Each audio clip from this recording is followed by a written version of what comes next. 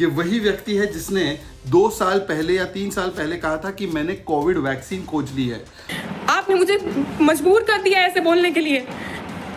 मैं कुछ नहीं बोल सकती अब इसके आगे। मतलब एक नंबर से अगर मेरा रिजल्ट दूसरा आ रहा है तो आप सब खिलाफ हो जाएंगे। ऐसे कैसे मुझे न्याय मिलेगा जाकर के?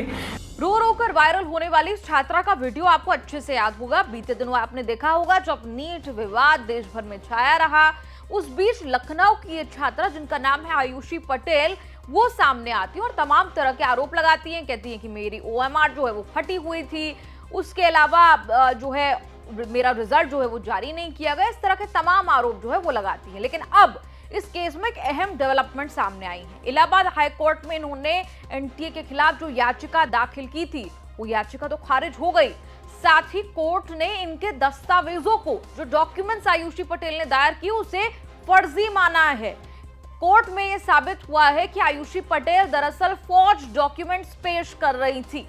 आपको बता दें, आयुषी पटेल ने NTA के खिलाफ हाई कोर्ट में याचिका दायर करवाई थी। सुनवाई के दौरान छात्रा की याचिका को खारिज कर दिया गया है। NTA द्वारा दाखिल किए गए दस्तावेजों को देखने के बाद कोर्ट ने यह पाया कि आयुषी पटेल ने कूट रचित दस्तावेज के आधार पर याचिका दाखिल की थी।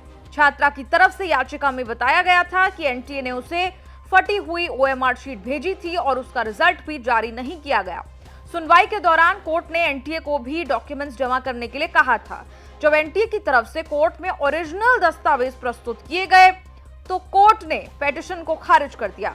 असल में आयुषी पटेल के नीट परीक्षा में 720 में से 355 अंक आए थे। इस बीच आपको बता दें, अब सियासत भी तेज है। शहजाद पूनावाला भाजपा के प्रवक्ता ने प्रियंका गांधी पर अब अटैक कर दिया है, हमला कर दिया है और उनसे माफी मांगने की बात कही है। वो इसलिए क्योंकि प्रियंका गांधी ने बीते दिनों आयुषी पटेल की वीडियो जो है उसको X पर साझा किया था और उसकी इंसाफ की मांग की थी। तब भी शहजाद पूनावाला ने एक ट्वीट करके कहा था कि फर्जीवाड़ा है और आयुषी पटेल की कोविड वैक्सीन से जुड़ी एक पुरानी वीडियो को शेयर किया था और ये कहा था कि दरअसल आयुषी पटेल के 355 अंक आए हैं।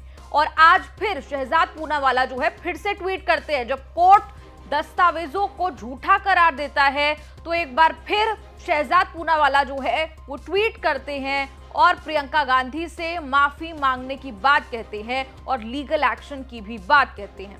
शहजाद ने यह भी कहा कि इसमें भी जांच होनी चाहिए कि कहीं कांग्रेस ने ही आयुषी पटेल को स्पॉन्सर तो नहीं किया फॉल्स और फेक क्लेम्स देने के लिए।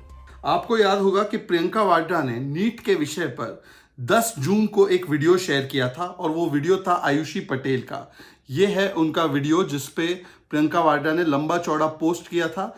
ये वीडियो उन्होंने 10 जून को लगभग 2:23 को ट्वीट किया था।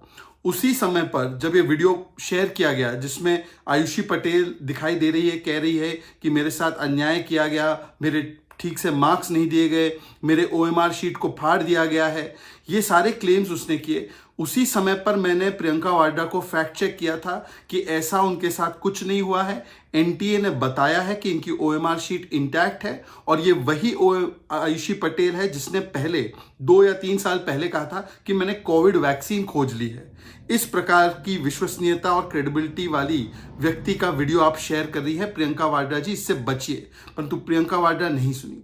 अब ये मामला हाईकोर्ट पहुंचा था और हाईकोर्ट में जब ये मामला पहुंचा और आयुषी पटेल को अपने क्लेम्स को साबित करने के लिए डॉक्यूमेंट्स मांगे गए तो उन्होंने हाईकोर्ट के सामने झूठे दस्तावेज शेयर किए और फर्जी दस्तावेज शेयर किए। प्रियंका वाड्रा अब जबकि हाईकोर्ट से आ चुका है कि आयुषी पटेल के सारे दावे झूठे थे, उस पर क्या सार्वजनिक रूप से माफी मांगेंगी, हाँ या ना?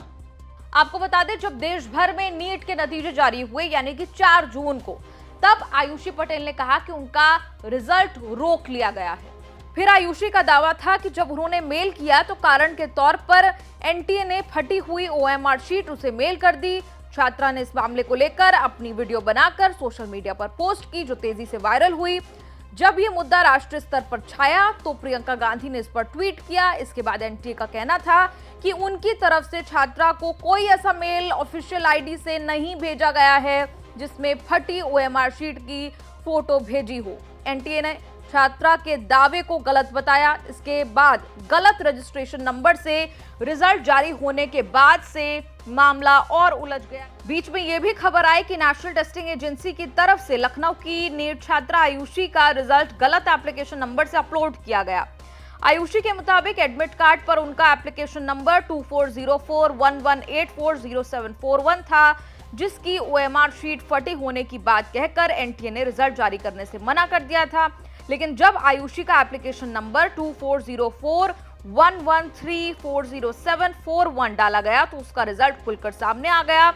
और दूसरी ओर सही एप्लीकेशन नंबर से आयुषी पटेल के नंबर 355 ही आए हैं, जबकि आयुषी पटेल का यह दावा था कि उनके 715 नंबर आए हैं।